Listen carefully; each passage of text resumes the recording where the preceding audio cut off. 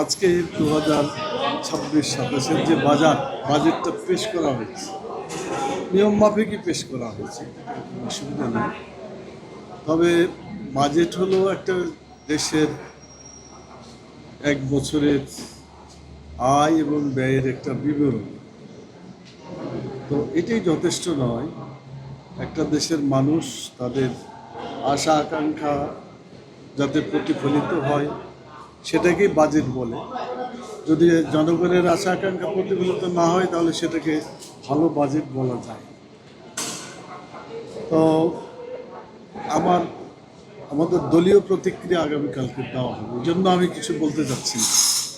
শুধু এতটুকু বলতে চাই যে নিয়ম মাফিক বাজেটটা পেশ করা হচ্ছে এবং এটা কেবল পেশ করা হলো। আমরা প্রতিক্রিয়া দিব, এরপর আমরা নিজেরাও আলোচনা করব, তখনই আমরা বাস্তবে জানতে পারব। আমার একটু প্রতিক্রিয়া হলো, ইসলামী দৃষ্টিভঙ্গিতে আল্লাহ তাআলা বাজেটের ব্যাপারে এটাই বলেছেন যে মানে মানুষের রিজিকের ব্যাপারে যে ফয়সালা, রিজিক মানুষের শুধু খাবারটাই রিজিক না, রিজিক হচ্ছে মানুষের সন্তান সন্ততিও রিজিকের মধ্যে পড়ে। তারপরে তার যে সমস্ত স্থাপনা আছে অথবা তাদের মাধ্যমে যে আয় উপার্জন হয়, ব্যয় হয়, এই সবগুলোই একটা মানুষের রিজিক। তো সেই হিসাবে 90% মুসলমানের দেশে কোরআন মাজিদের যে কথাটা আছে সেটা হচ্ছে ইউরবিস সাদাকাত ইয়ামহাকুল্লাহুর রিবা ওয়া ইউরবিস সাদাকাত। আল্লাহ তাআলা সুদকে ধ্বংস করেন এবং সাদাকা, যাকাত, দান ইত্যাদি এগুলোকে আল্লাহ তাআলা বর্ধিত করেন। তো আমাদের 90% দেশের মুসলমানের জন্য এই সাদাকা জাকাত সম্পর্কে কোনো কথা এখানে আসে নাই। এরপরে আমি যতটুকু শুনলাম, আর হয়তো থাকতেও পারে, এখনও পড়াশোনা করলে আরও বোঝা যাবে কি আছে। আর সুদ যে এটা সম্পদকে ধ্বংস করে, কোনো দেশ এবং জাতির কল্যাণ হতে পারে না সেটা যদি সুদভিত্তিক অর্থনীতি হয়।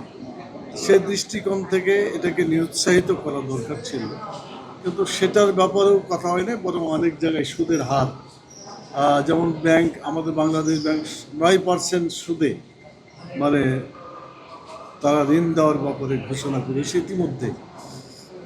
আমার বক্তব্য হলো যে এটা দরকার ছিল মুসলমানদের দেশে, 90% মুসলমান, তাদের ঈমান আকীদার প্রতিফলন এখানে ঘটা দরকার ছিল, সেটা ঘটে না। জন আকাঙ্ক্ষা পূরণ হবে কি হবে না এইটা আরেকটু বিস্তারিতভাবে আলোচনা করা যাবে। তবে আমি যতটুকু আমার অতীত অভিজ্ঞতা থেকে বলছি, এই বাজেটে কিছু ভালো জিনিসও আছে, আবার কিছু এমন জিনিস আছে যেটা না হলেই চলতো। বেশ কিছু জিনিসের রিয়াদ, তার মানে কর ছেড়ে দিয়েছে বিভিন্নভাবে। এগুলোর মধ্যে করলাম থাকাটা স্বাভাবিক, এটা আলোচনা করলে বোঝা যাবে। আর যেগুলার ব্যাপারে যেমন করের ক্ষেত্রটা অনেক বড় করে দেওয়া হয়েছে, গরিব মানুষের, ছোট ব্যবসায়ীদের ক্ষেত্রেও করের আওতাটা বৃদ্ধি করার কারণে আমার মনে হয়েছে যে এটা না করলে করটা মানে বাজেটটা ভালো হতে পারে।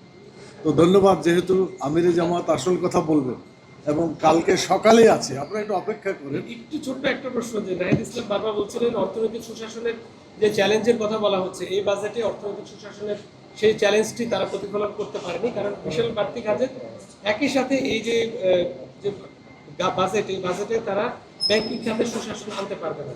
না, ঘাটতি বাজেট পতিত হয়েছে। ঘাটতি হলে যে খারাপ বাজেট এটা আমরা মনে করি না, অনেক দেশে ঘাটতি বাজেট করা হয়। তো এটা কে কি বললো এটা আমি প্রতিক্রিয়া করতে না আছি। আমি কি বুঝি, বাজেট উপস্থাপন হয়েছে, প্রতিক্রিয়াটা পরে বলা হবে। এখানে শেষ করছি, ধন্যবাদ। জি। আসসালামু আলাইকুম।